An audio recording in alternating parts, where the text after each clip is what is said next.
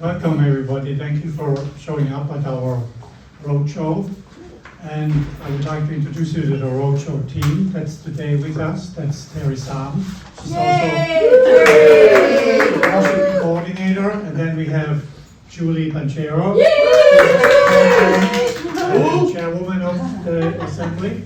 And then we have Christine Childs. So please check it out. There's many things you can purchase here related to the Washington Assembly.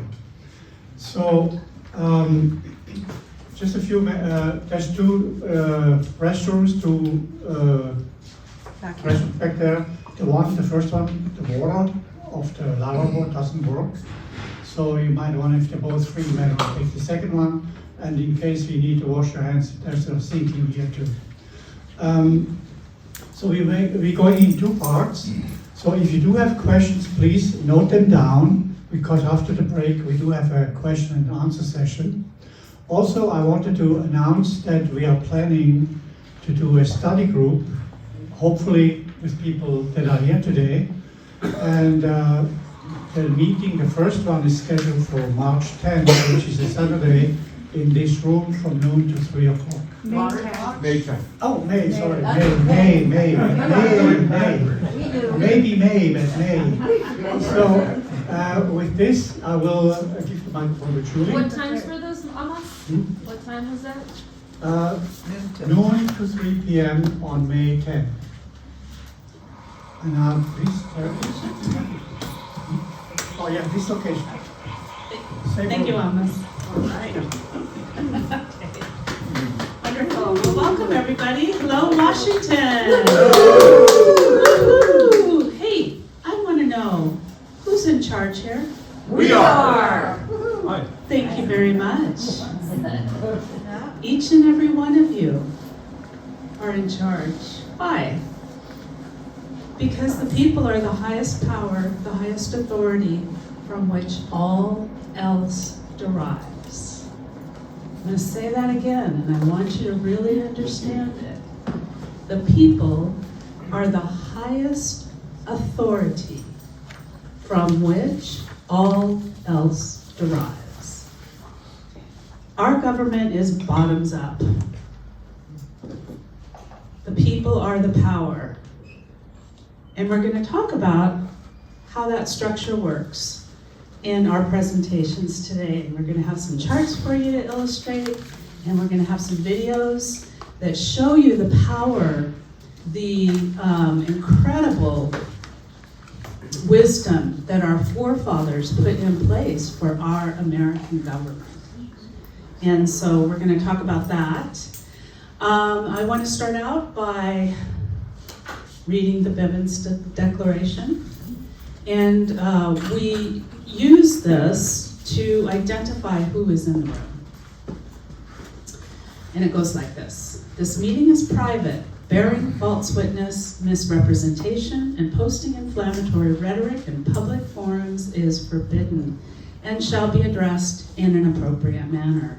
To eliminate all conflict and false allegations, is there anyone in attendance at today's meeting that is a member or agent of any law enforcement agency or public agency of the federal, state, city, county, or township agencies present? Is there any response to the Bivens decision for the first time? Hearing none. Is there any response to the Bivens decision for the second time? Hearing none. Is there any response to the Bivens decision for the third time? Let the record show that there was no response. All right, so the other thing that I would like to do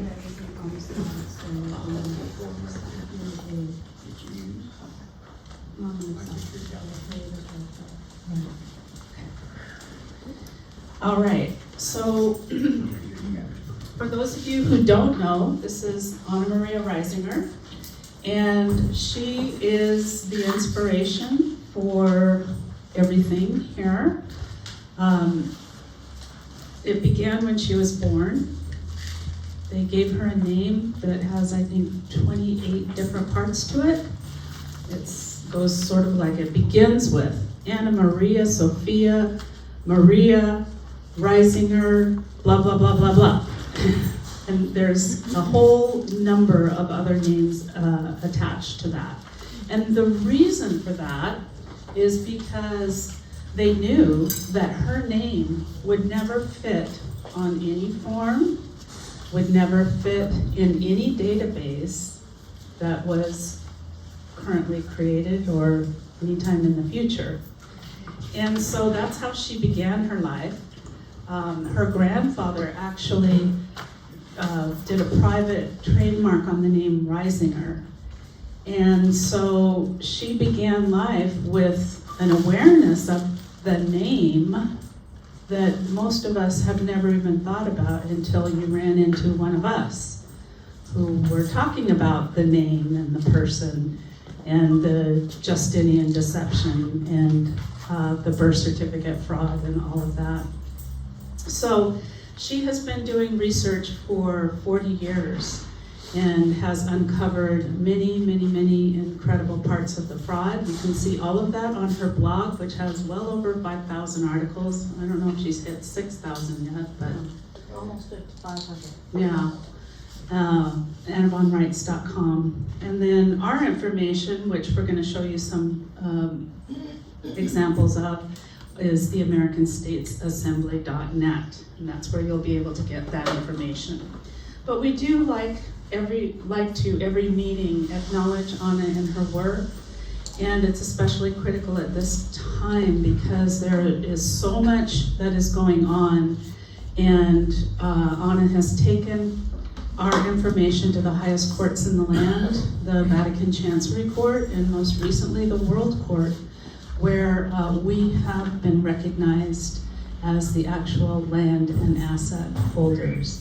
And remember, the only women that are able to actually deal with real things, physical things like gold, silver, land, are living men and women.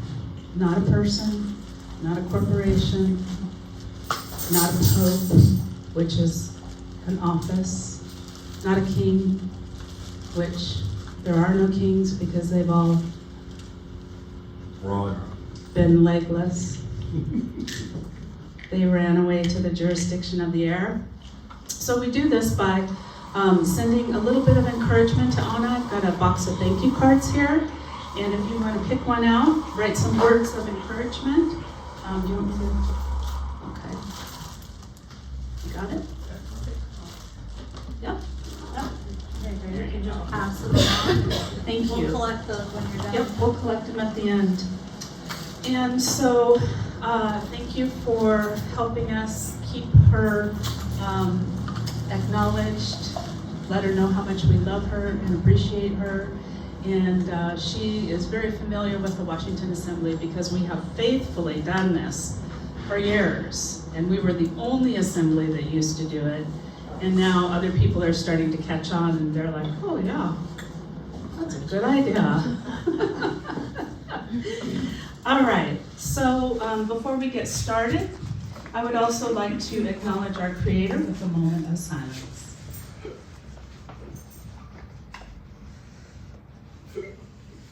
All right, and on today's agenda, we have got just some notes here.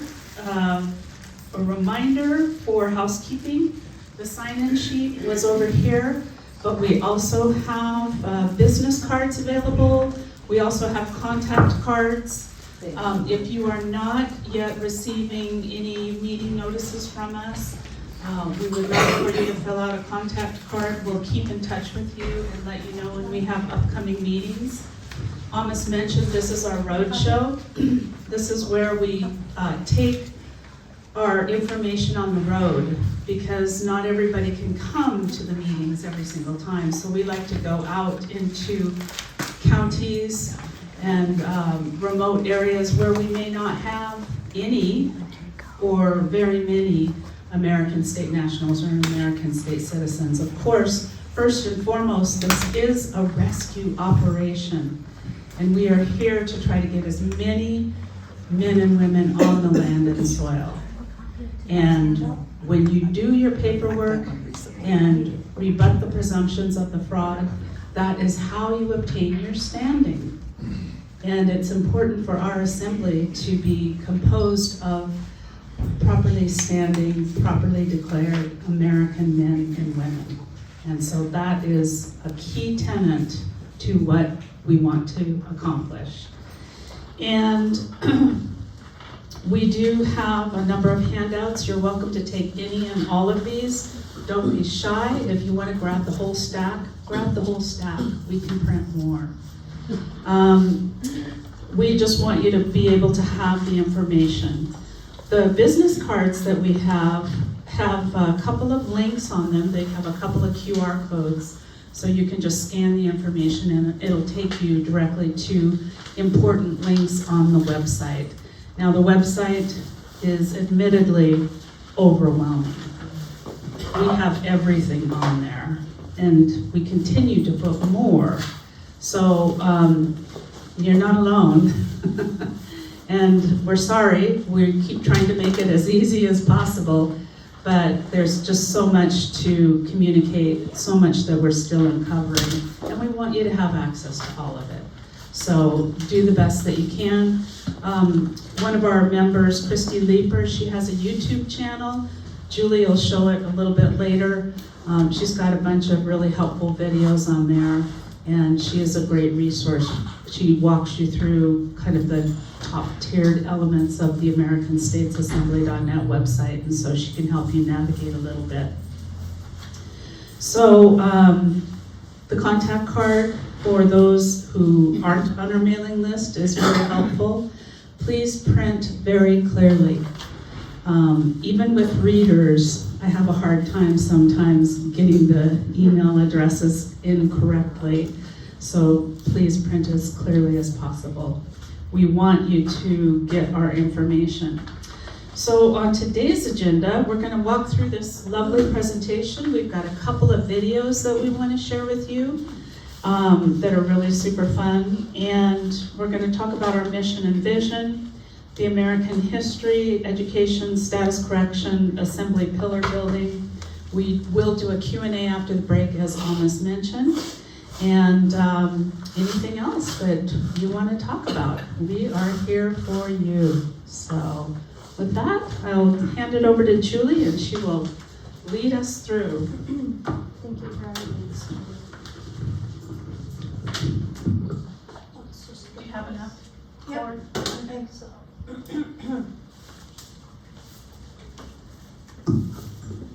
Okay. Oh, you have my handout. Oh, Sorry, that's my backup. Okay. Well, again, thank you for being here. I'm Julie Banchero. I live in King County, and I am currently in Bothell.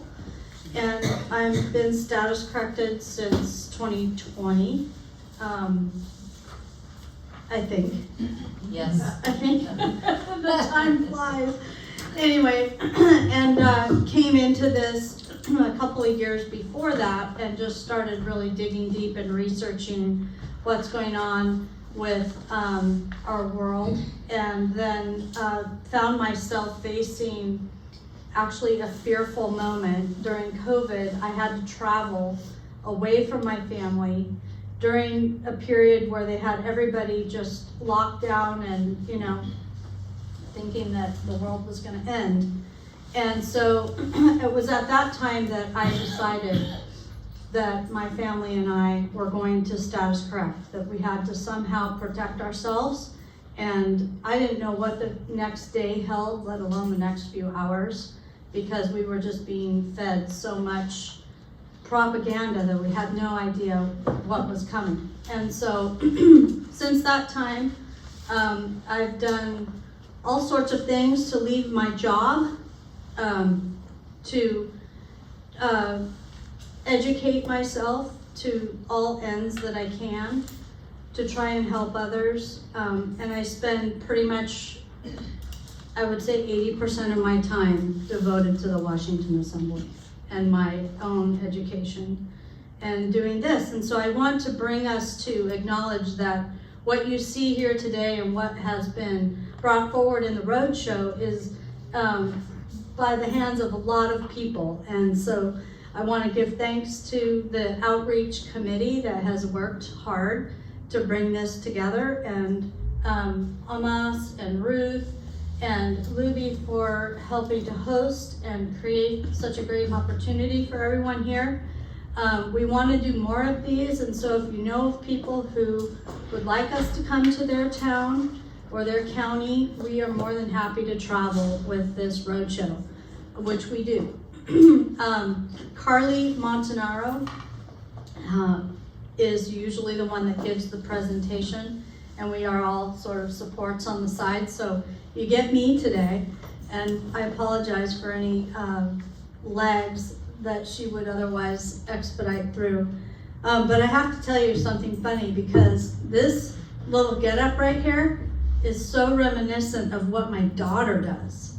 My daughter is a singer-songwriter, performer, and she plays at the keys, and if she could see me right now, she'd probably just have a hoot of a time, because this is the first time that I've ever sat with a microphone like this. She sits with it all the time. Anyway, I'm just sitting here going, oh my gosh, this is what it's like for her. So can we expect a song? It's kind of interesting.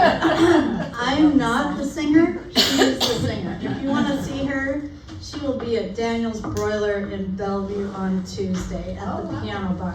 She's pretty awesome. Yeah.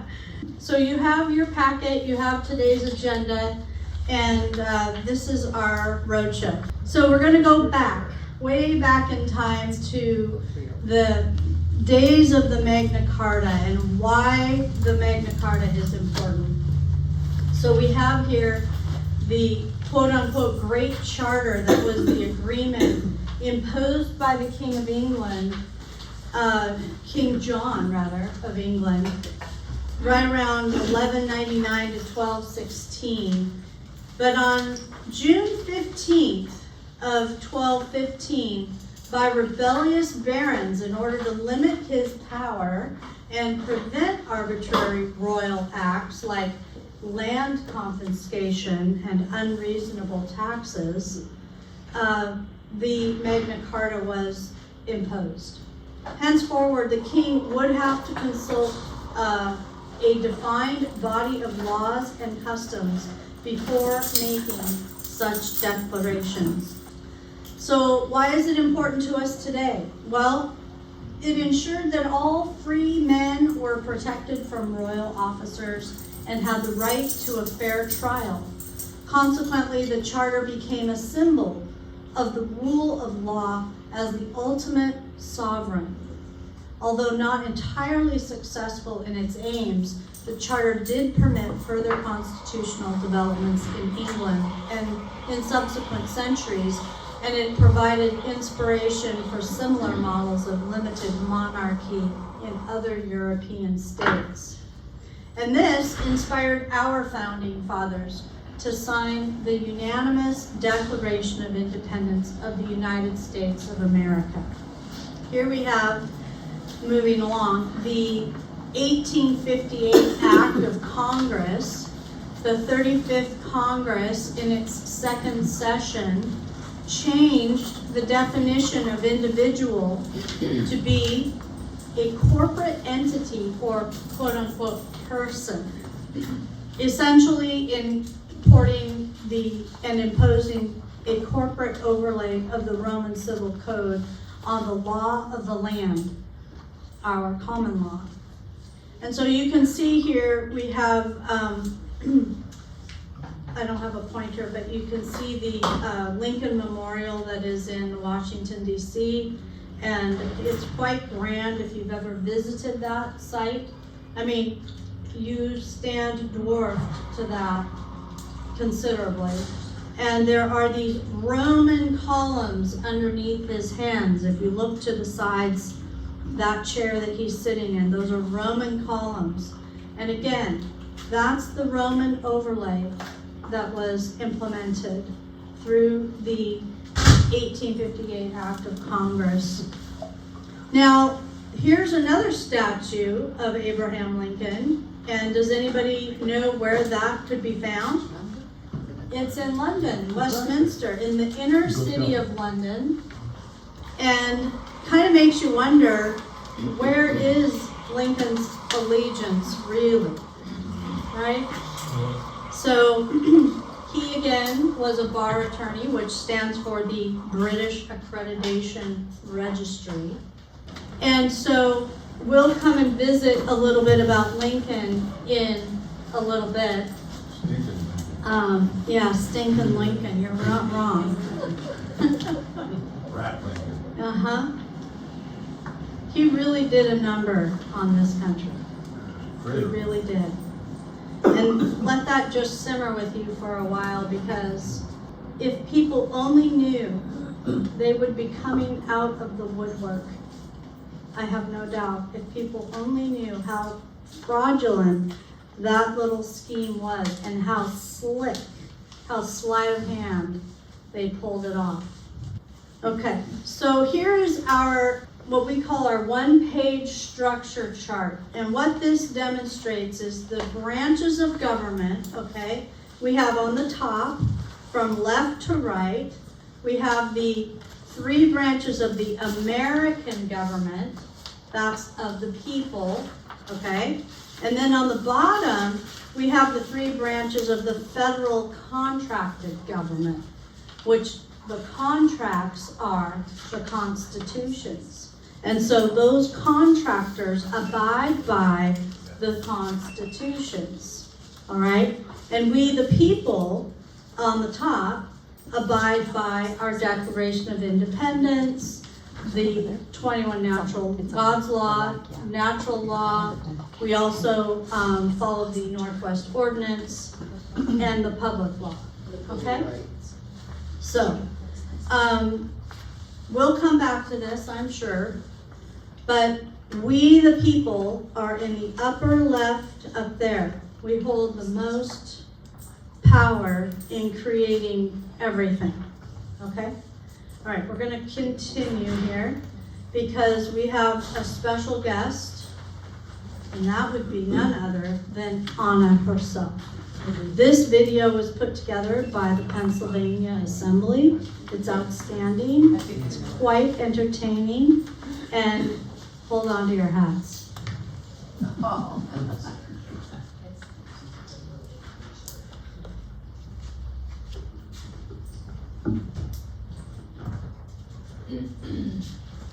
There is audio in a minute.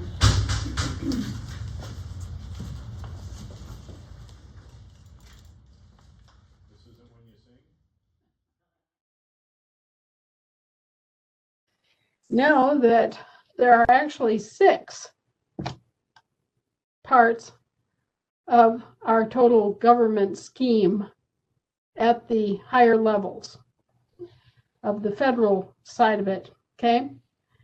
There's the Union that started back in 1776, and that's how we started, was in a union of all of the former colonies, okay?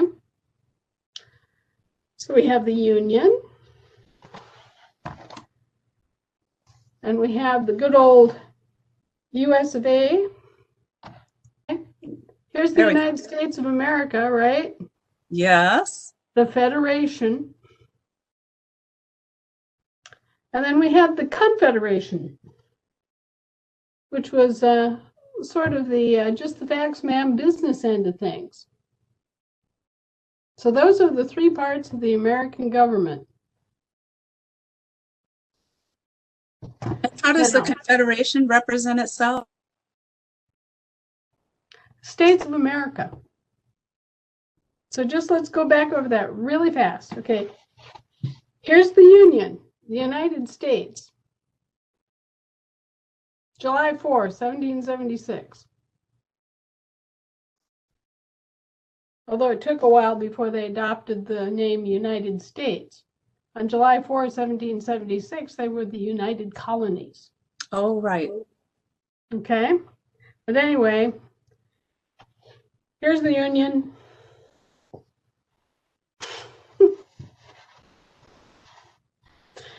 You get the idea. here's the United States of America, right? Federation. The Federation. And the Confederation. States of America. The States of America. That's the American government. Sum total, right there. Boom. When you're talking about land and soil, think of it as a layer cake with 2 layers, okay? And all the pieces are cut out in the shape of our familiar shape of our states, okay? So the soil is on top, the land is underneath the soil, supporting the soil, right? That top layer is the soil jurisdiction. That's the national jurisdiction, right? That's what defines our country. And the soil jurisdiction is where we live. If you think about it, it's very practical. It's where we put our feet, right? That's what we walk on. All right, so this is where we have our standing. Okay, so these states, these little first layer of the cutout, all taken together, is the United States, with a capital T, small h, small e, the United States, upper lowercase, with the definite article included as part of the name. That's our soil jurisdiction. That's the name of our country in soil jurisdiction. And each one of those states is known as a union state. And their relationship, all of them acting mutually together, is called the union. Okay? And that is a whole contiguous, living, breathing layer of our government, which is of prime importance to you as you live your life. That is the source of your local government. That is the county level, okay? So that you have your own local government within your union state. Mm-hmm. Right. And the union states are defined and have borders and are physical. Okay? Now the second layer is the land. The land underlies the soil and supports it. From the center of the earth up, okay? That's the land. So that second layer underneath the soil jurisdiction is the international jurisdiction of the land associated with the national jurisdiction of the soil. Got it. Okay? So the international jurisdiction is what we think of as the subsoil. It's where you find oil, minerals, rock, aquifers, all those things, right? Yes. All right. So people get confused because when they say state, they may mean a union state, or they may mean a state of the union. A union state is operating the national jurisdiction, and a state of the union is operating the international land jurisdiction. And there's a lot of confusion about this. There's a whole bunch of people out there trying to organize their counties instead of organizing their states. And they have this dim idea that, okay, well, we get all of our counties together and then we'll have our state. Well, the problem is that even though that's how things originally developed back in 1776, That's not how it can develop now. And the reason it can't develop from that direction now is that we've been hijacked and dragged out into, we've been human trafficked out into the international jurisdiction of the sea. So the international jurisdiction of the sea abuts the international jurisdiction of the land. Okay? So you come in from the international jurisdiction of the sea to the international jurisdiction of the land, and as you come home to the land and you inhabit or populate a state of the union, right? Guess what happens? You show up and you say, hey, I'm Joe from New Jersey, right? Okay, so having established that you are Joe from New Jersey, the next question is, oh, hi, Joe. What county do you live in? Oh, well, you know, I live in Ellis County. All right. Boom, boom. Just like taking 2 steps. Boom, you're back on the state. Boom, you're back on the soil. You've automatically populated your state and your county. Okay? Which is great. Okay, so you've got both your international and your national populated in one step. And it's in a straight line. There is a continuous flow of the logic of what you've done, because you've gone from international sea jurisdiction to international land jurisdiction to national soil jurisdiction. Boom, boom, boom.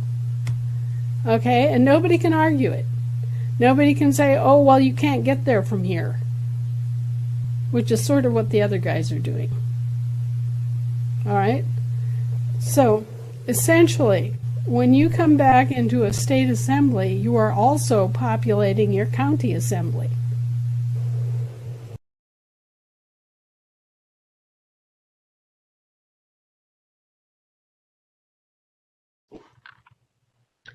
So, what we have done is we've awakened the Federation. And then the Federation has summoned the member states, which are the states of the Union, the actual, factual states of the Union, not state-of-state entities, the states. Okay? So the members of the United States of America Federation are all states. And they all have a very simple name, which is unique to them. California, Texas, Vermont, Idaho, New York, Washington, Rhode Island, South Dakota, North Dakota. Those are states. There's nothing else attached to their name. It's plain old upper lower case, and it is a name. Period. Okay, that's the actual state. Those are the members of the Federation. Now over here, the missing ones, the ones that went dormant and disappeared in the wake of the Civil War, these guys are what they call Confederate states, because they are members of the Confederation of States, right? Mm-hmm. So they're state of states, but they're called Confederate states. All right, do you see how this gets to be a bit confusing? Mm-hmm. Because the Confederate states are also called states, right? Mm-hmm. But they aren't the same kind of state as these states. Right. So what you had originally was, for example, Wisconsin. It became a state in 1848, right? hmm In 1848, there was also a Confederate state, which was American, and was called the state of Wisconsin. And the was part of its name with a capital T, the state of Wisconsin, upper lowercase. And that was the original Confederate state. Got it. All right? That's the way this was supposed to work. We were supposed to have the Union, hmm the Federation, and the Confederation. hmm The membership of the Union state were all the counties in that state. hmm The membership of the Federation were all the states hmm that were formed of counties, right? hmm And last but not least, right here, this guy, the state of state organizations called Confederate states were all business organizations, Unincorporated. and they were all unincorporated. Everything that we're talking about here, unincorporated throughout. hmm Now, a state-of-state organization we currently don't have. We're reconstructing them, right? Right. The distinction here is that this guy, the States of America, was American. All of the state-of-state organizations that were members of the Confederation were American. They were business organizations that were run by the states who were members of the Federation. hmm So here I am. New York is a member of the Federation. New York creates an instrumentality called a state of state, and that state of state was called the state of New York. And it was a member of the Confederation. hmm Now, after the Civil War, this guy went dormant. This was the level at which the Civil War was fought. Mm. The Federation is key to this. The Federation is the only tool that the people have in the international and global jurisdiction that they can use to control and direct the federal subcontractors that were created and put in place and apportioned delegated powers 10 years later in 1787, 1789, and 1790.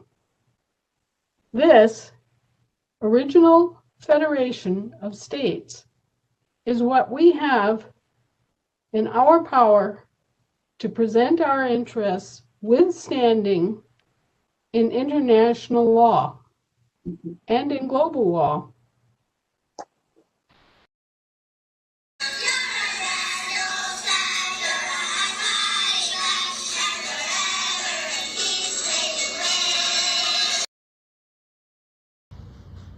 Okay, so here are some important facts to summarize what we just saw. I hope you were entertained by Anna's little hat trick there.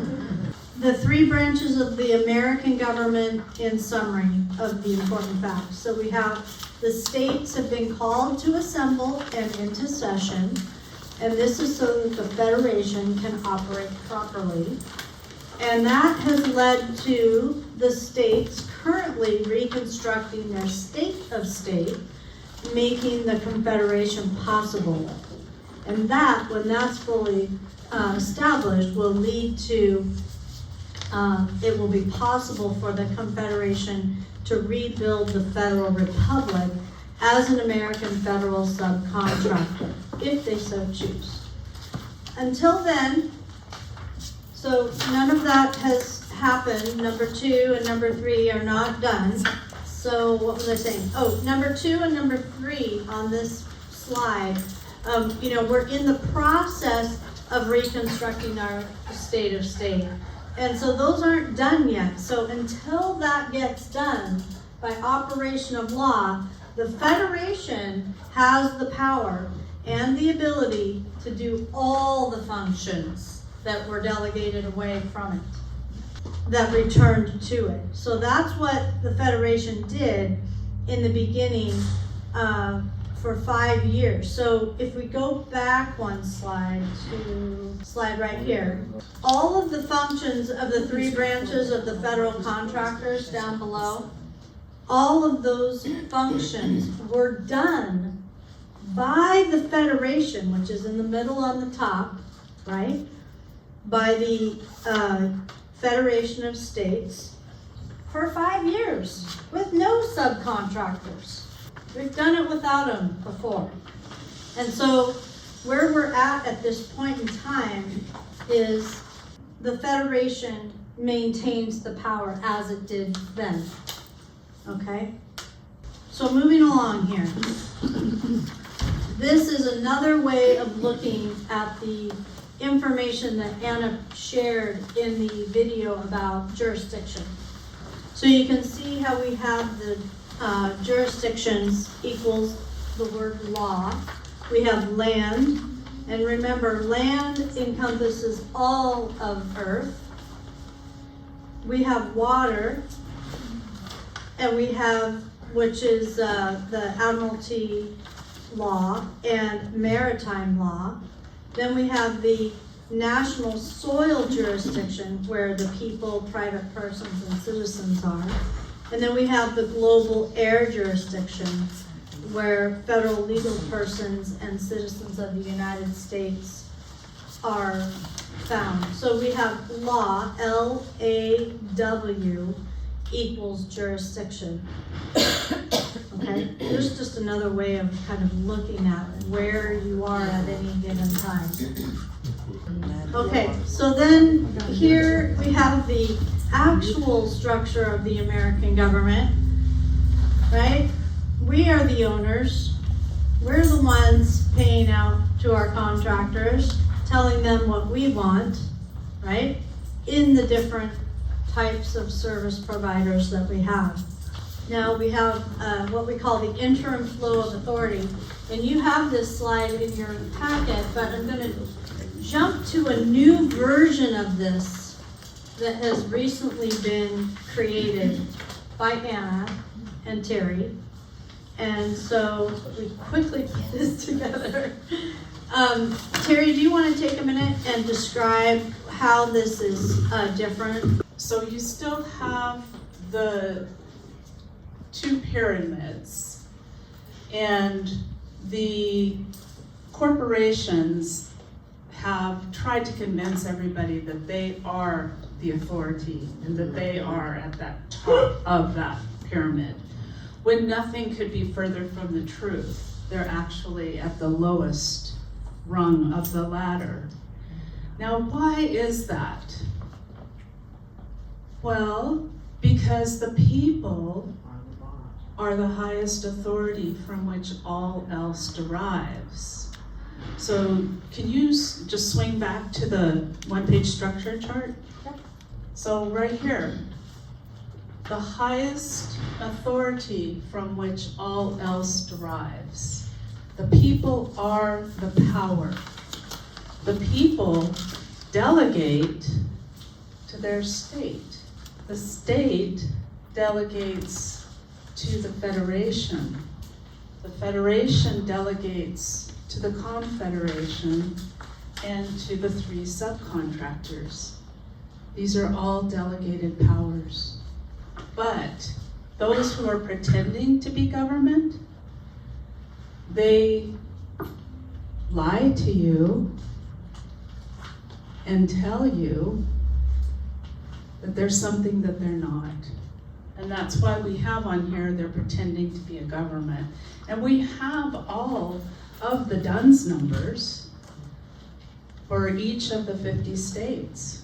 We know how that corporation is organized. We know who is the headquarter and who's a branch and who's a subsidiary. We have all the DUNS numbers for each and every sub-organization in that corporation. And you can have them too. Send me an email. So when we're looking at this new chart, the way that Anna created it, people are the highest authority, and then your local government. And when we talk about local government, we're talking about where you live, your community. And communities are in counties. And then all of the counties, the actual, factual, physical border of your county, all of those counties bind together to create your state. And that state has physical, actual, factual borders. Now, the territorial state of state, the only thing we've ever known growing up is a corporation. It's a person. It is what is called inchoate. There's no physical anything. Okay? So that should tell you something right there. Our states of states need to be reconstructed, as well as the federal republic. And it's up to us to decide if, when, and how that happens.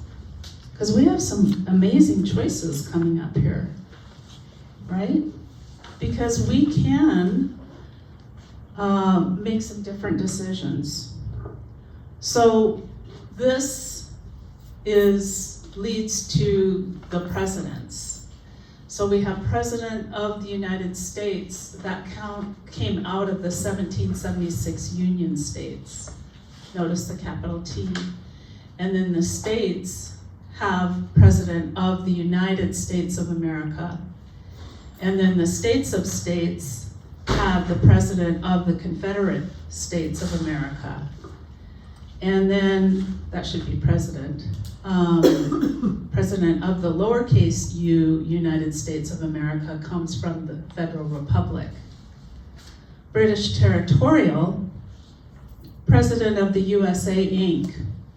And then municipal, President of the United States, Inc. These are CEOs.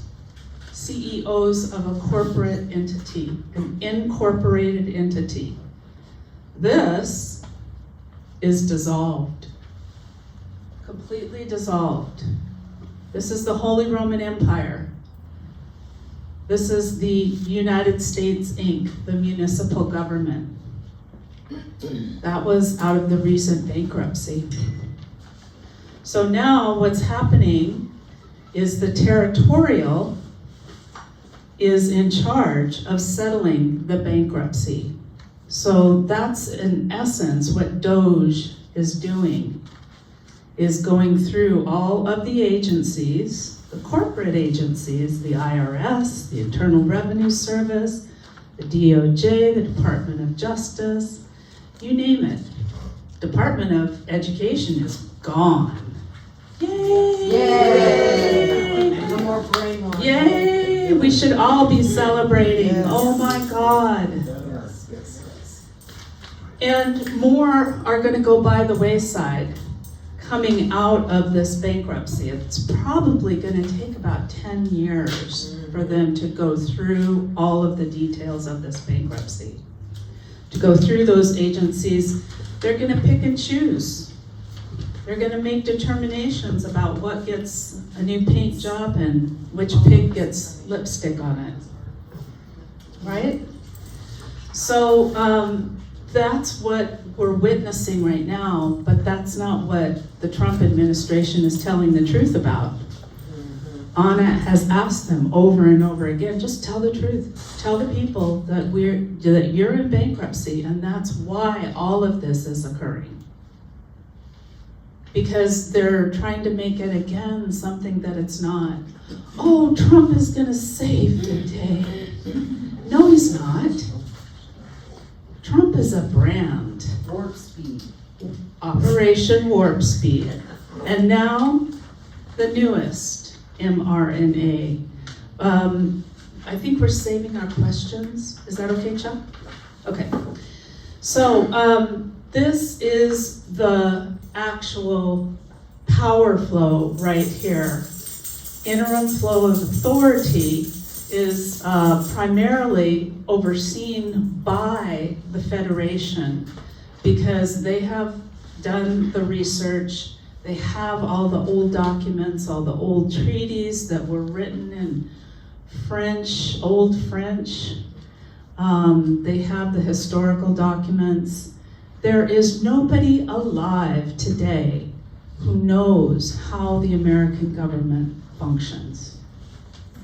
We are starting from scratch in reconstructing our lawful government, except for the historical documents that provide us history, things like the Federalist Papers. You can go back and read that.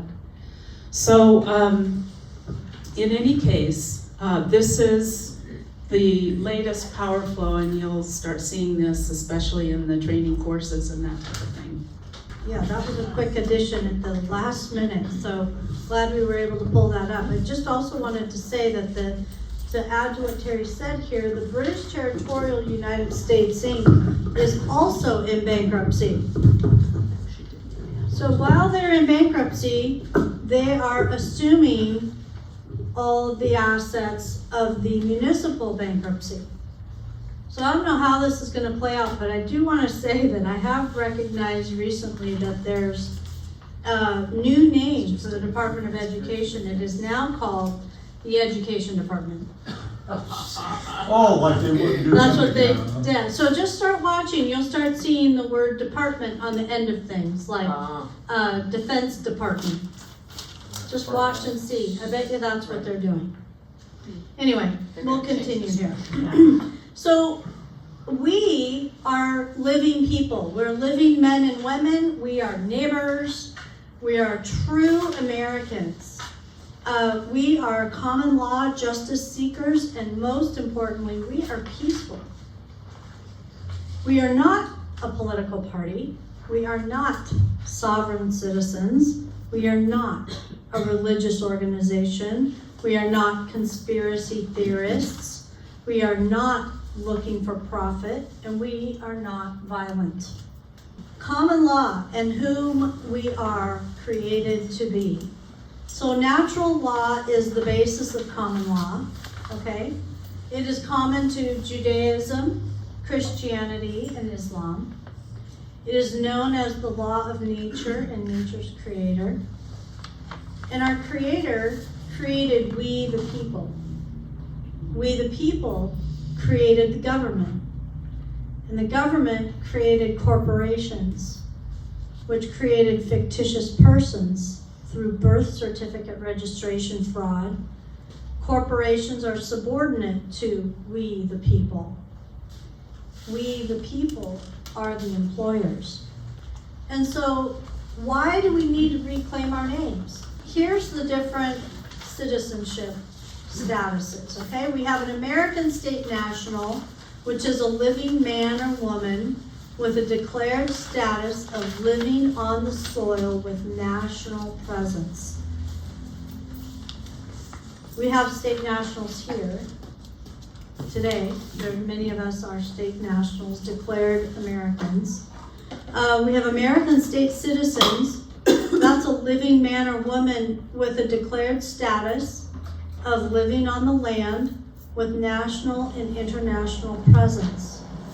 An American state citizen is devoted to serving their government. So they have less authority than a state national because they are serving the state national as their government, okay, as a state citizen. Then we have citizen of the United States. This is someone identified as a municipal corporate legal fiction, which is a misnomer. And we have U.S. citizens, someone identified as a territorial legal fiction, which is also a misnomer. And 99.9% of the people out there are citizens of the United States or U.S. citizens. That's what they think they are. Or both, that's right. So you, by reclaiming your name and declaring your status as an American, you become the priority creditor, not the debtor. Excuse me. You have access to debt relief owed to all Americans. You will no longer have to pay federal income tax. That's there's a caveat there, because if you were a federal employee, you're still obligated under their rules to pay their federal income tax. Loosely stated. You are fully protected by the Bill of Rights and the Unanimous Declaration of Independence. You own the copyright to all variations of your name. You do not go into their foreign corporate court system. You do not live under their 80+ million laws, codes, policies, etc. statutes. You can actually own physical property. Only American men and women, living men and women, can own physical property. And here's a couple QR codes that will get you also to the articles. This is the 928 paperwork training course, and this is the 928 article from Anna's website. So we're actually gonna hop to it really quick. Let's see if this will.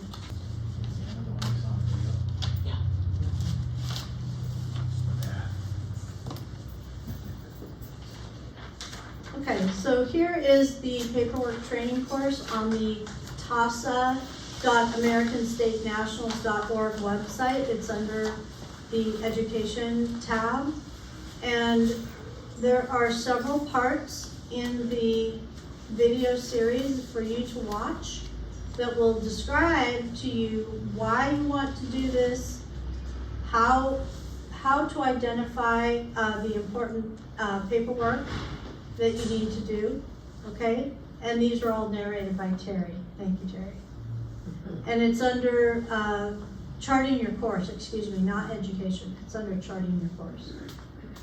Okay, and then the next one is Anna's website. This is Article 928. The basic package of editable forms. And so there's some history here that a lot of people don't quite understand unless we describe it. But apparently, years ago, there were a lot of laborious papers to complete. And Anna has consolidated this and synthesized it down to the 928 package. But then subsequent to that, they pared it down to just one page. And it's called the Declaration of Naturalization 1779. I do have copies here today if you need to take some with you. And so really the only thing that you need to correct your status, to get yourself on the land, is to complete the declaration, have 2 witnesses who have known you for 7 years, and bring a copy of your birth certificate. That's all you need, okay? So if that sounds doable to you and you're really interested in doing that, you know, we can get copies of the paperwork before you leave, and that'll help educate you and get you on your way, okay? Then next week on Sunday, a week from tomorrow, we have our General Assembly meeting. We'll be at the Auburn Library, so it's on a Sunday, but it'll be at the Auburn Library, and there will be recording secretaries there so that you could do your paperwork with them at that time, okay? And then if you're not able to make that meeting and you get on our mailing list, you'll get notifications of when the other meetings are. Okay, we do have regular meetings at different counties and so forth. So anyway, just a point of reference that the 928s came from Article 928 from Hannah. The Washington Assembly is committed to upholding the public law, keeping the peace, restoring the complete and fully operational land and soil jurisdiction by standing up to 4 pillars. So we're not interested in doing something new. We're not interested in trying to fix what's going on out there in Olympia. That's not us. We're trying to get back to exactly as our forefathers had planned and reconstructing that by standing up our 4 pillars. Our jural pillar, our general pillar, our militia pillar, and our business pillar, okay? So that would constitute the international business that we would do in trade, okay?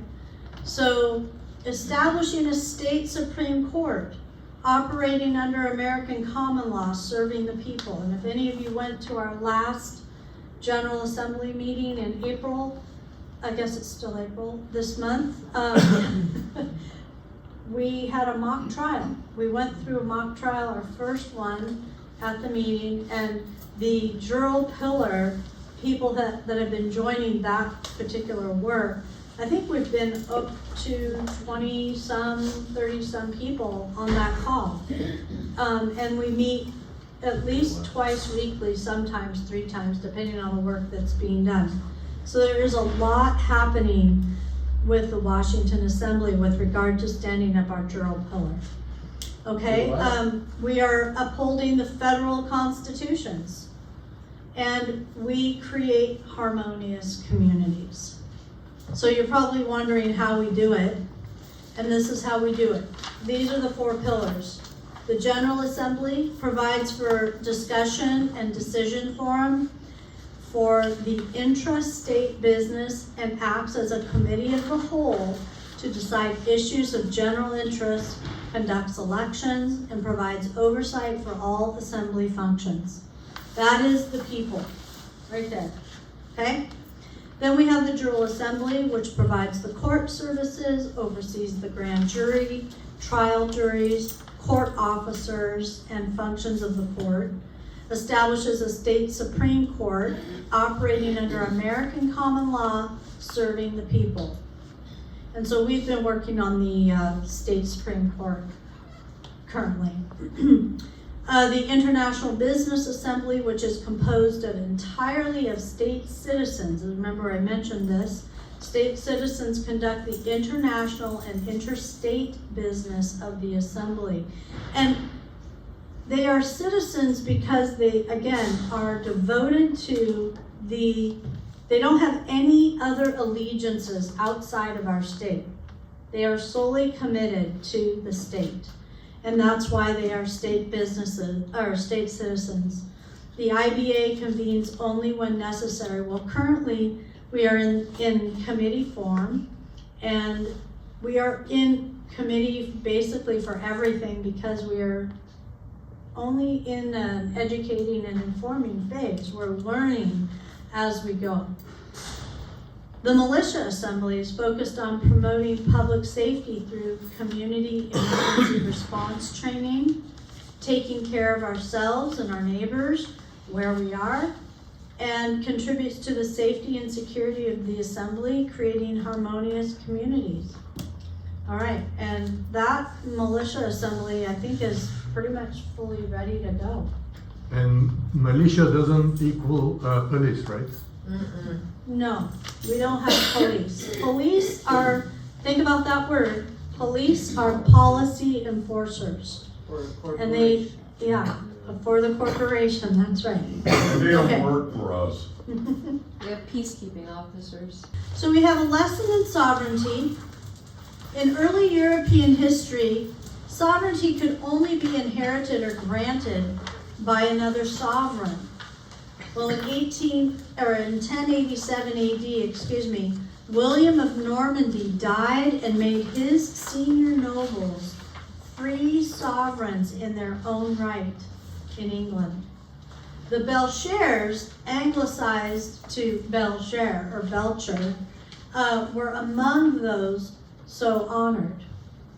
Just as William gave this gift upon his death, they bequeathed the same upon all the soldiers in the Continental Army, including James Clinton Belcher's ancestor, William Belcher, and upon all those who are born on the soil of this country forevermore. That's you and me. Countries of the Belchers running and hiding for their lives pass until James Clinton Belcher, at age 60, is informed by his mother on her deathbed that he is the hereditary head of state of the Republic. Can you imagine? Yeah. Can you imagine the load of being told that? Article 4382, British law compilation from United Kingdom research, King's Charter, which refuses to die. That's where this is taken from. Lessons in sovereignty. So, James Clinton Belcher is married to Anna von Reitz. Okay? James Clinton Belcher is our hereditary head of state. So our summoning authority, a call to session, it's not the states themselves, but the state assemblies, comprised of the men and women living on the states that are called into session. So, in March of 2019, the Federation, which never completely went away, called upon the people to assemble.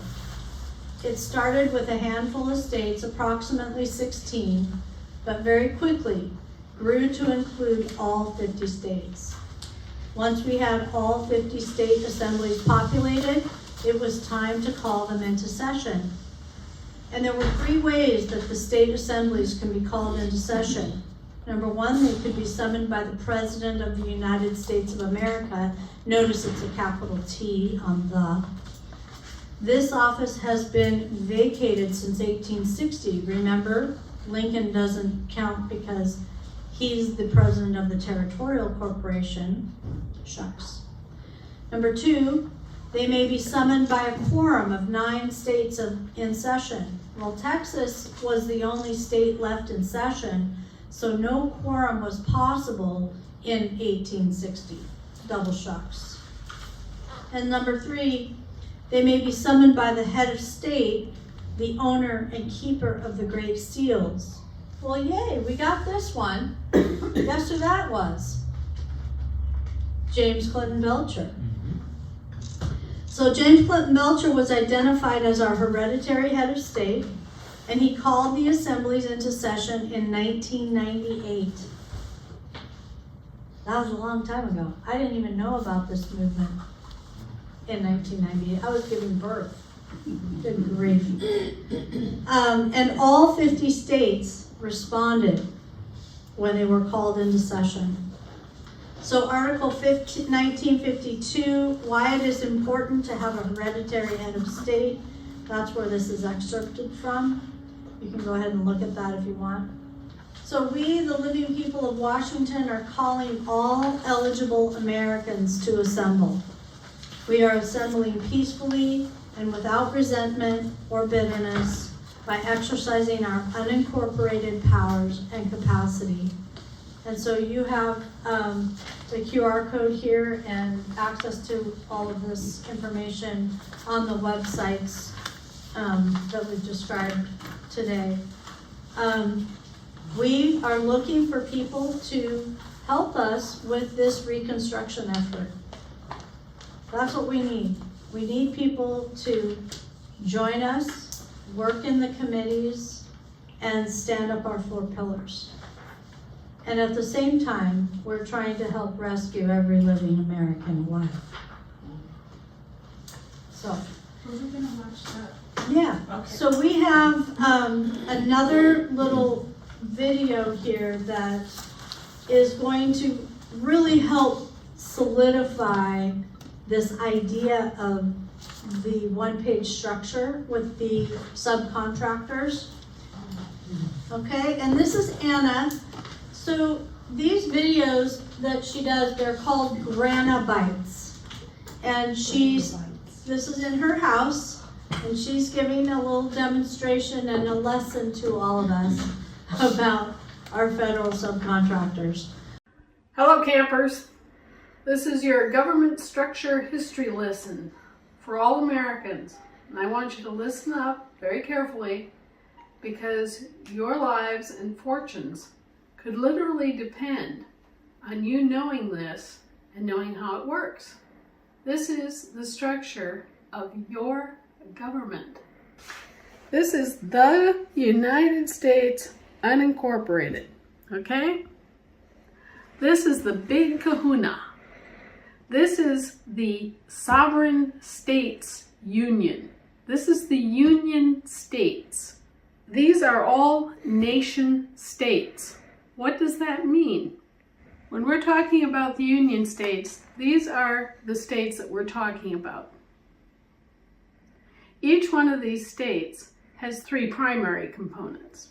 There's the land and soil and the people. The people are the nation. The physical framework of land and soil comprises the state. Real states are physically defined. They have landmarks, they have rocks, they have water features, they have living people, animals, all the things that we think of when we think of our state. That's what we're talking about, okay? And that's what we're talking about here. These are the Union States, the United States, capital TH, and this is an unincorporated government. Collection of Republican states contains all the rest of the boxes. We're going to talk about the next box. And this is the United States of America, unincorporated federation. These states, the Union States, separated out certain powers.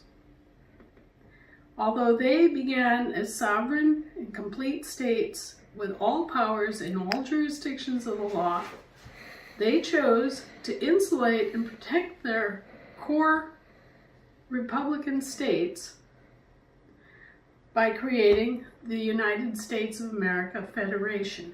These states are international in nature. These are land and sea states, if you will. So this is what that looks like. Notice, you can still see the outlines of the states. Underneath, it's all the same color, right? Because it's all one contiguous international jurisdiction made up of the subsoil. Land is subsoil. This is soil jurisdiction. This is national jurisdiction. Now here in the back row, we have three entities. This is the States of America. It's also unincorporated, and it's a confederation. Now what does that mean? Here we have states, and here we have states of states. A state of state is a business organization that takes care of all of the routine duties of government, while the actual states are not in session conducting business. So these three are your American government. The United States unincorporated, the United States of America unincorporated federation, and the States of America unincorporated confederation. All three American government structures were completed within the framework of the Revolutionary War. The United States was created by the Declaration of Independence. The United States of America was created by the July 4 Declaration of Independence. And the United States of America Confederation was created 5 years later, in 1781, under the Articles of Confederation. All these back row, the American government, was created during the Revolution. The United States was created in 1776 in July, as you all know. The United States of America Federation was created in 1776 in September of that year. And the States of America was created in May of 1781. Still, at the time, in 1781, the War of Independence, or the Revolution, was ongoing. So all three of these American government structures are coming straight out of the Revolutionary War. And they're yours.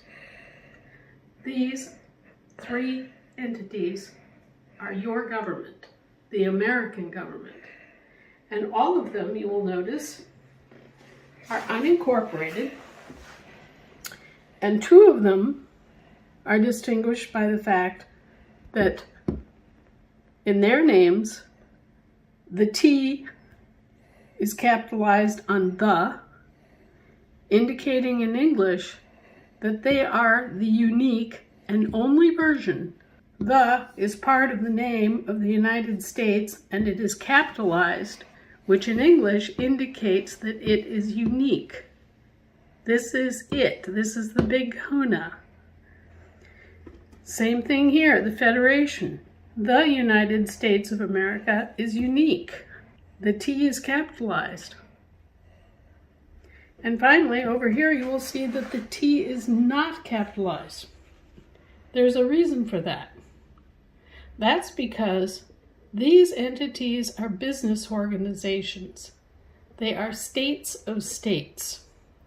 And in theory, there could be any number of them. We're going to take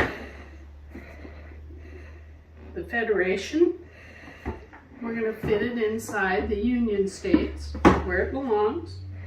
We're going to take the Confederation, and we're going to fit it inside of the Federation, where it belongs. And you can see that the American government, both in time and in space, is set up like a set of nesting boxes. So here we have the Union States, the sovereign states in a union. Here we have the Federation operating as the United States of America.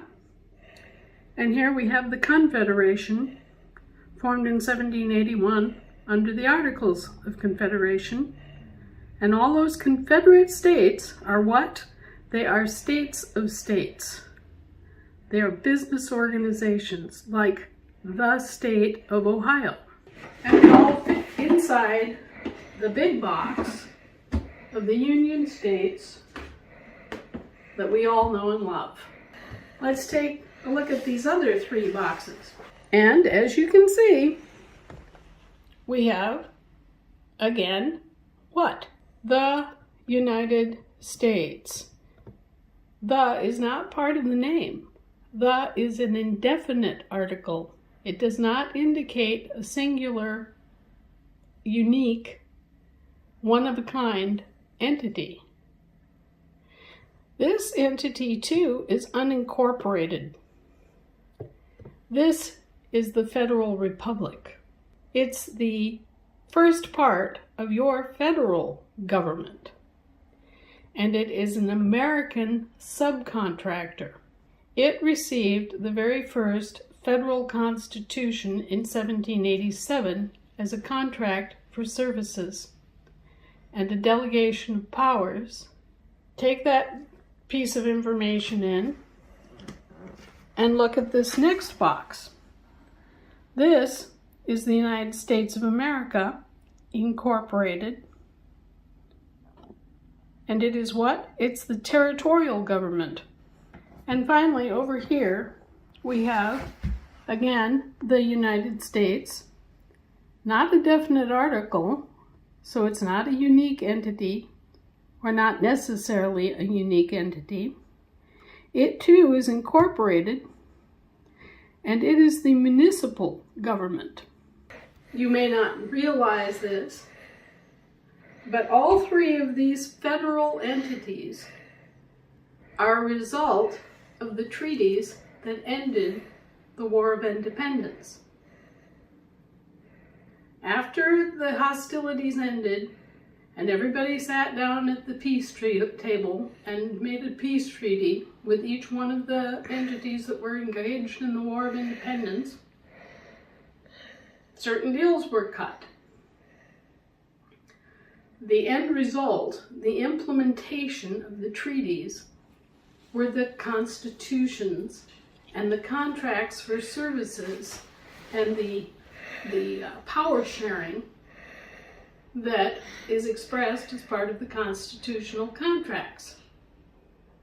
So you have the first federal constitution in 1787 with the United States, uppercase, the federal entity known as the Federal Republic, and 2 years later you have the Constitution of the United States of America, 1789, with this British affiliated entity, and a year later in 1790 you have the United States, the municipal government.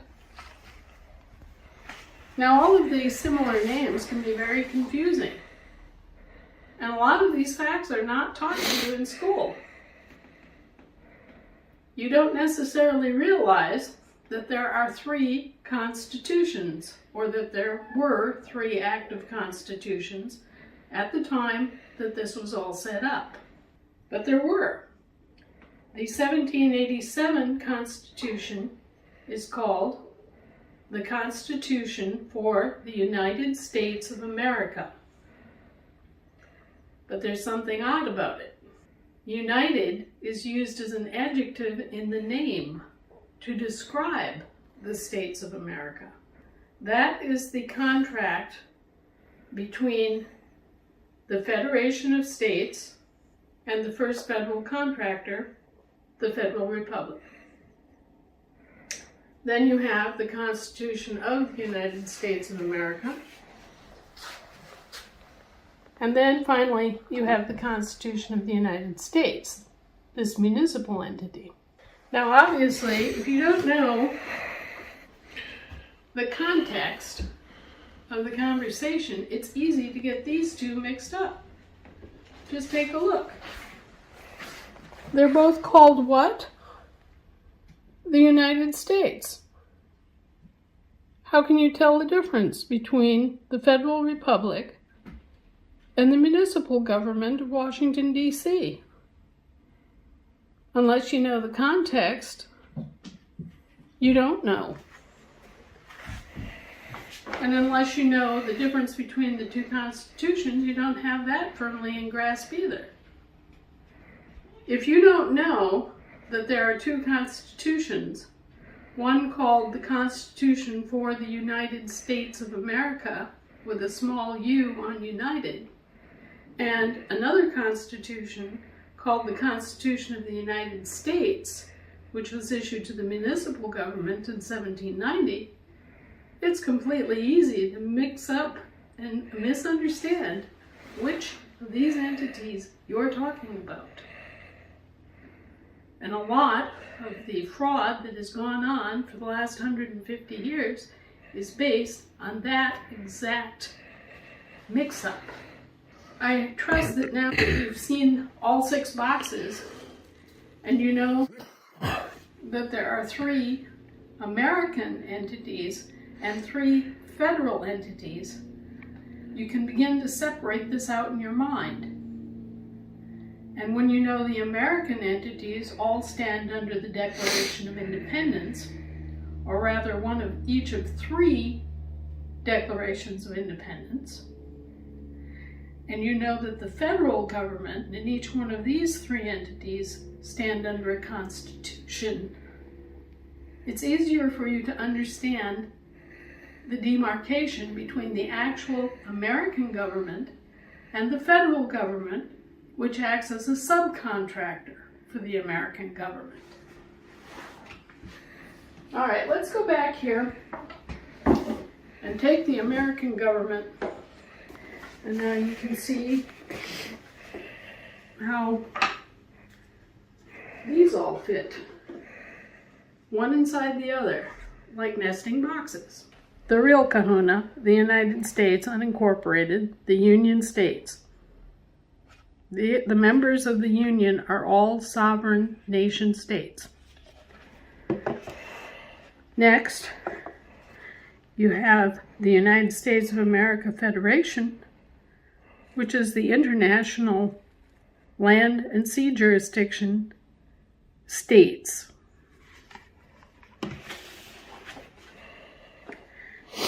Next, you have the Confederation, and this is a business or a group of businesses acting as a confederation in the international and global commercial maritime jurisdiction. Okay, there's the three American government entities. And now we're going to add the federal entities. So we're going to add first the American Federal Republic. Then we're going to add the British Territorial Affiliated Government. And now we're going to add the municipal government of Washington, D.C. They all fit together, and they all are within the one big box of our American Union of sovereign states, the Union States. These states, there's a relationship between the Confederation. Remember, the Confederate States are all business organizations that are doing business as states of states. These original American states of states were all characterized and set aside with the capital T on the definite article being made part of their names, so that they indicated a unique state. So we had the state of Ohio, the state of Massachusetts. These states that were the Confederation states, the business end of things, created the Federal Republic. They owned and operated the Federal Republic, which received the constitutional contract known as the Constitution for the United States of America. And now you can see why it was for the United States of America, right?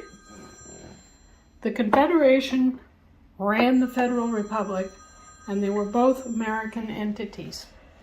Now, there's a great deal of confusion about what happened in the Civil War. The Civil War, first of all, was not a war. It was what's known as a mercenary conflict. And the way the Civil War worked is that the Union states and the Federation states were not involved in it at all.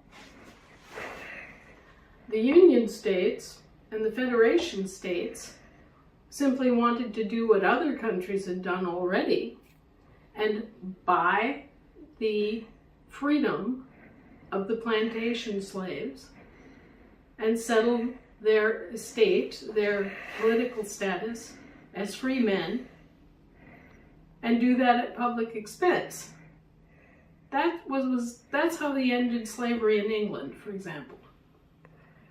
And the Union states and the Federation states were in favor of that, They didn't want any bloodshed. They didn't want any arguments. They were willing to do that. They were willing to take on the expense of buying the freedom of all the slaves. And when it came time for all this other fisticuffs, they wanted nothing to do with it and didn't take part in the Civil War. So the American government, 2/3 of it anyway, said, hell no, we won't go. All right. The business entities, the so-called Confederate states, both North and South, decided to do something that resulted in a disaster that still has not been repaired or reconstructed to this day. What happened in the Civil War can only be explained in terms of affiliations. Okay, I want you to look at these two. The Confederation, operating as the States of America, and the Federal Republic, operating under the Constitution for the United States of America. Okay?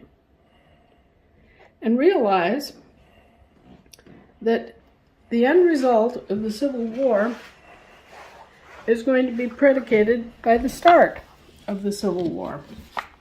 At the beginning of the Civil War, both the Confederacy here and the Federal Republic were rendered inoperable. And why was that? Because the Confederate states that were members of this entity, the Confederation, broke up. The southern states of the Confederacy walked out. So there was no longer a quorum for the Confederation to operate.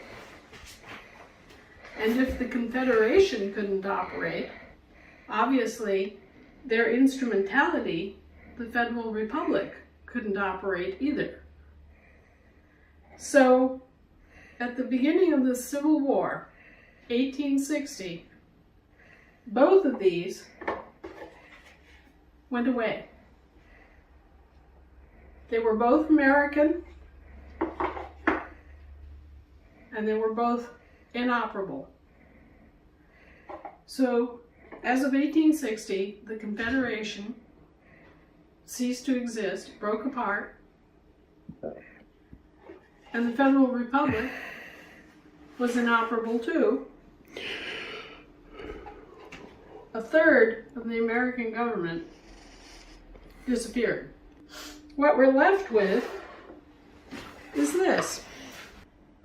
The United States, the unincorporated United States, the Union States, the Union of Sovereign States, and the Federation States operating on the land. And on the federal side of things, we have the United States of America, the territorial government, which is British affiliated, and the United States municipal government that was run by the Holy Roman Empire. This is what we had left after the Civil War. Now, because the United States had chosen early on to insulate itself and to protect its soil jurisdiction,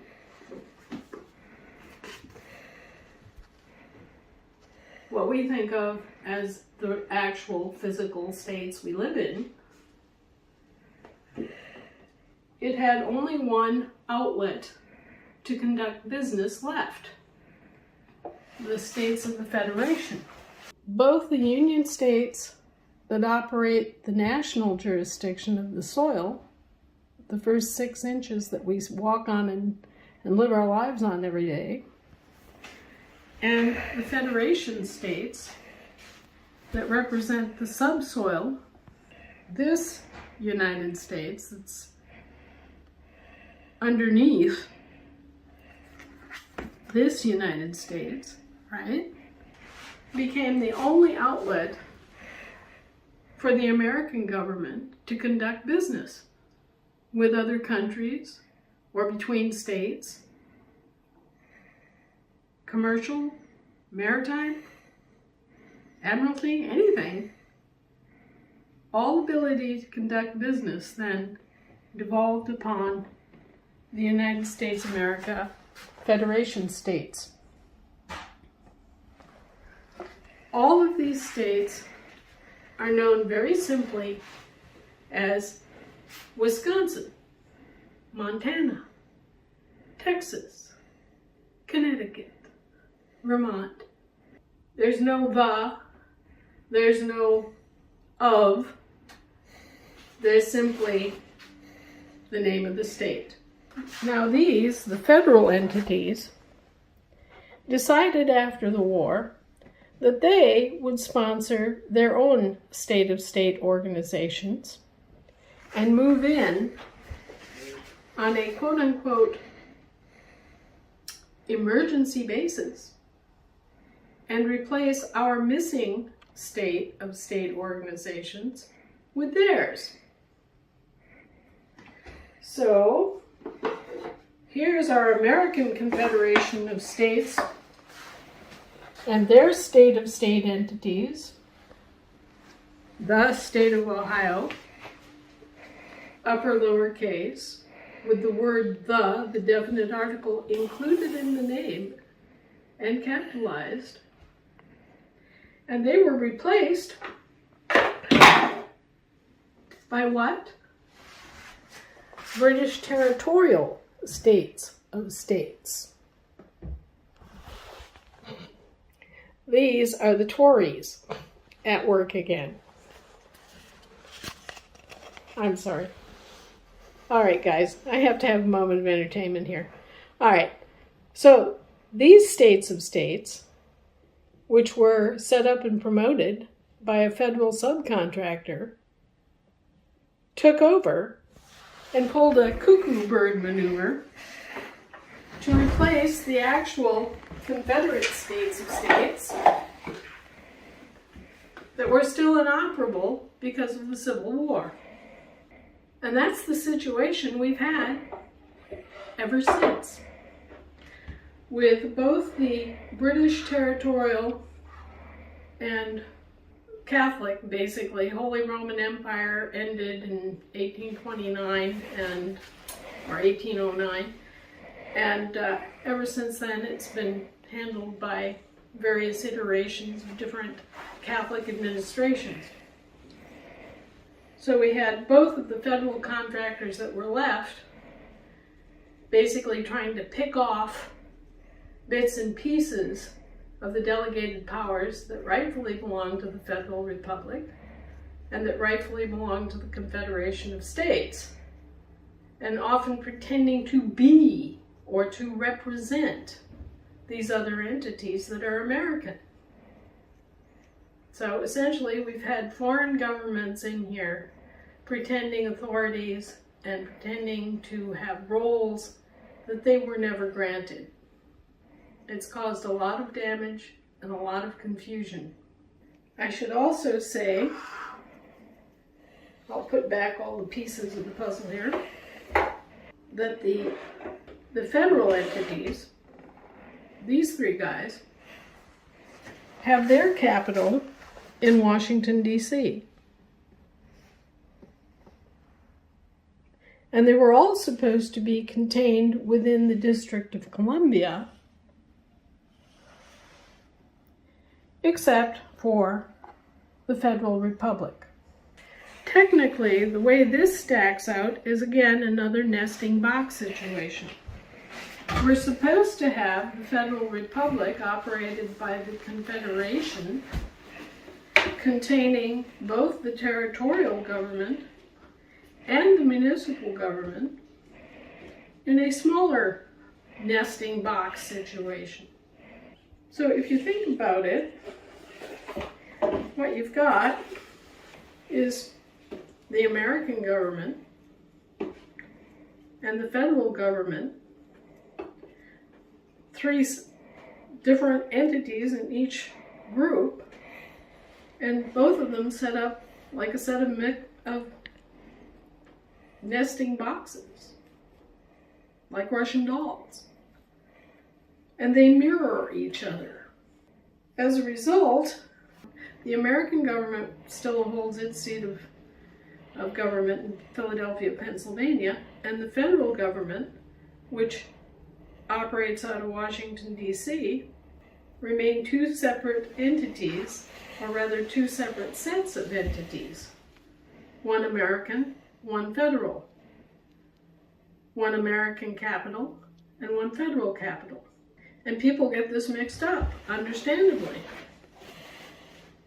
So oftentimes, when you hear people say something like, oh, the Americans did this, or the Americans did that, what they're actually talking about is that the federal subcontractors did something.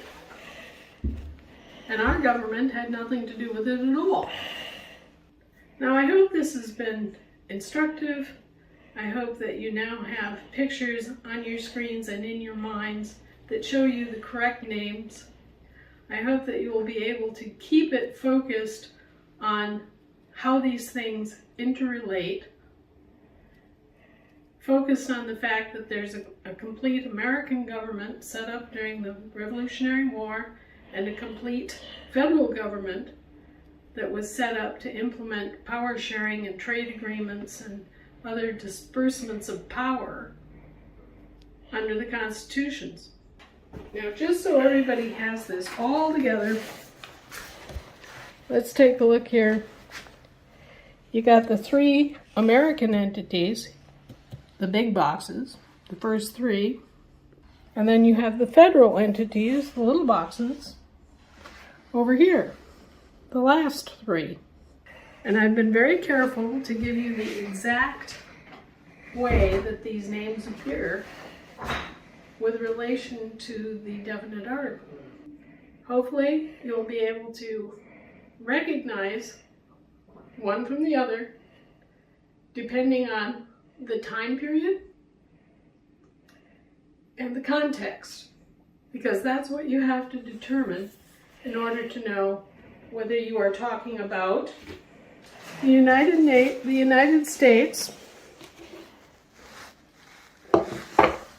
United States, Federal Republic, or the United States municipal government. The only way to tell if you're talking about the actual American Union of States is by this. This one little definite article, the, capitalized, included as part of the name. The Federal Republic can only be recognized by the fact, number one, that the is not included as part of the name, and it's a small t, and the context. If it was between the years of 1795 and 1860, it could be either one. It could be the Federal Republic or the municipal government being referenced when you see the words or the name, the United States, with a small t. And if the action was taking place after 1860, except for a few kind of cleanup actions, when you see it spelled with a small t on the is not included as part of the name. After 1860, and you see this, you're talking about the municipal government. Now, this is a lot of information. I don't expect you to get it all in one bite, but I have done my best to show you how these two governments, the American government, of and for and by the people, and the federal government, a group of subcontractors, mirror each other, and how that mirroring creates confusion about which government is doing what and what you're actually talking about. this also applies to forms of law. Try to get it firmly fixed in your heads what parts of this government are still operable, what we have to do to reconstruct the Confederation and the Federal Republic as American entities, and how the municipal government has been representing itself as the Union government, and how the British territorial entity has been representing itself as the Federation of States. Take a look here, first at this set, the United States unincorporated, right? And then look down here. You've got the United States incorporated municipal government. This is the theocracy of the municipality of Washington, D.C., operated as an international city-state. Okay, and over here, you've got the United States of America Federation of States, States of the Union, that is. And down here, under an almost identical name, you have the British territorial government operating under an almost identical name. We've been the victims of a substitution scheme that is now 150, 160 some years old. And it's up to us to wake up and realize who we are and what we are owed, contractually and by a treaty and in all jurisdictions of the law. When we first realized that this is how things were actually set up, we were astonished. And we asked, why didn't anybody ever show us this? Why didn't we learn this in school? Well, the sad fact is that up until about 1965, we did. We did learn this in school. It wasn't presented in exactly this overt way, showing you how these things all fit together. But it was presented to us because we had a separate series of books, one for American history, the story of the American government, and U.S. history, which was the story of the federal government. How is it and why is it that suddenly, after all these years, the American history books disappeared from our libraries and from our school libraries and from our school curriculum?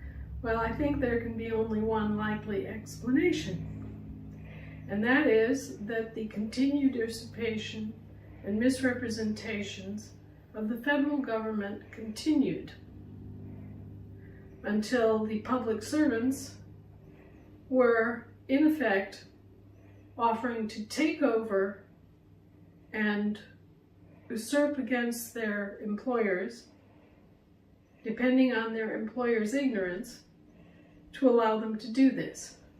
I think there has been a concerted effort by the Federal Department of Education to limit the education of Americans and to promote the mistake of taking their mirrored federal government and mistaking that for our American government.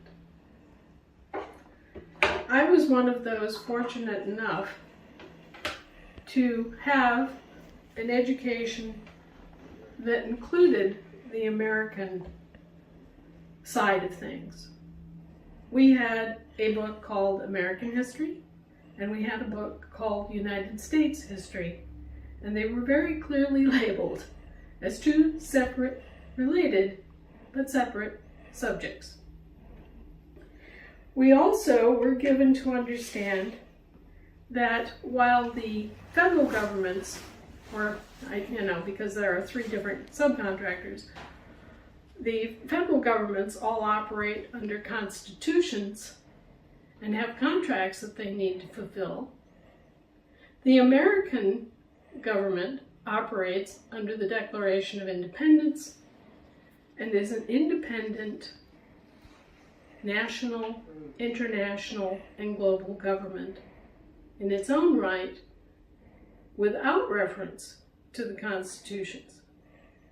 The constitutions to the American government are contracts, and that's all. You have the Union and the Union States that contains the whole bailiwick.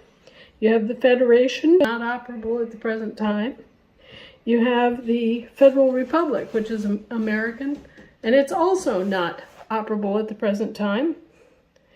You have the British territorial government, and you have the municipal government of Washington, D.C. It all fits together like a set of nesting boxes. So when Anna was describing the boxes on the table, she has the Federal Republic right here on the right side of the table. And it's flipped. That's all I'm saying, okay? But they are all delegated, so I'm just letting you know she was moving from right to left, and we were working from left to right. All right, so we're going to show a quick video or two or three that are created by our none other than Amas Canzoni. He's got this fabulous talent.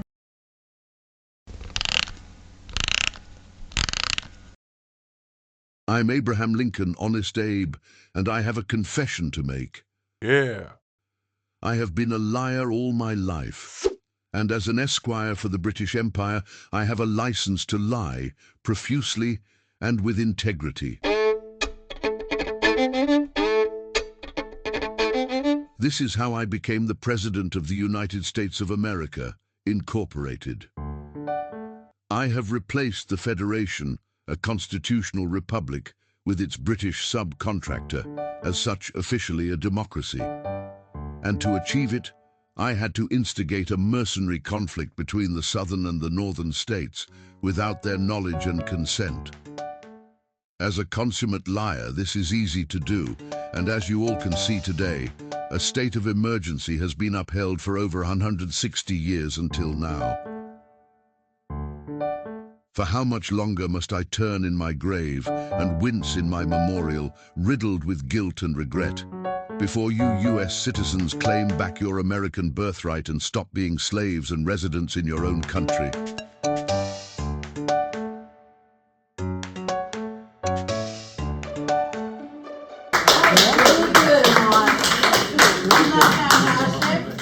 Welcome to the American States Assemblies.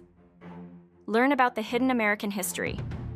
Uncover the truth about the mercenary conflict known as the American Civil War. Explore the deception behind Executive Order 100. Learn about the 14th Amendment's impact. Change your political status to reclaim your unalienable rights. Discover the hidden narratives.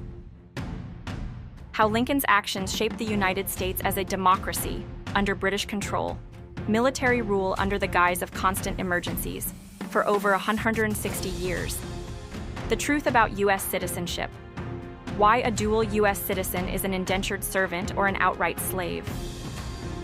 Gain insights into American and U.S. history.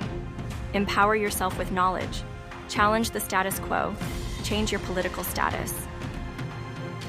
Ready to learn more? Visit our website today. Engage with our content. Join the conversation. Let's claim our freedom together.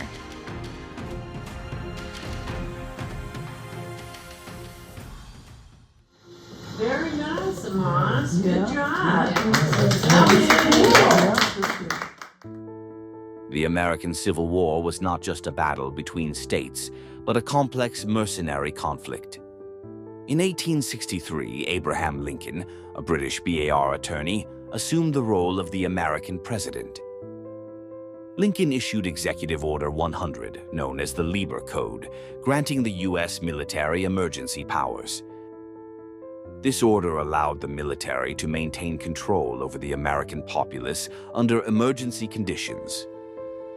The 14th Amendment further complicated citizenship, creating a dual system of U.S. citizens. Census data reveals that 334 million foreign residents were counted, but no true Americans were recognized.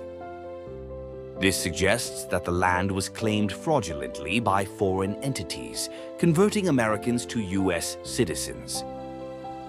The deception continues to affect the rights and freedoms of the American people today.